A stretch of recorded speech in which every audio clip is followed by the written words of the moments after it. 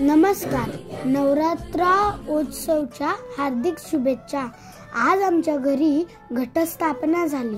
चला तर मग बघूया आमच्या घरची पूजा। आंब्याच्या खाऊच्या पानांचं तोरण, ज्योतिबाचा घट, महालक्ष्मीचे घट। घटाच्या खाली माती आहे, त्यात 9 प्रकारचे धान्य आहे। ते पुढच्या 9 दिवसात छान उगवतात। आता शेतकरी शेतात धान्य पेरतात। आज नवरात्रीचा पहिला दिवस। आजचा रंग पांढरा।